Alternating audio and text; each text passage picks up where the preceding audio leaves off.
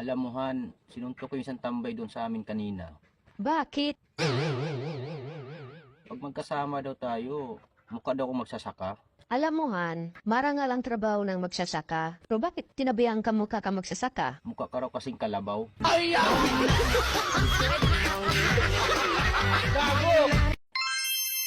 Sa Valentine's Day nga pala, may bibigyan akong chocolate sa'yo. Wow. Baka, niloloko mo na naman ako. Hindi. Talaga? Asahan ko yan, ha? 200 isa.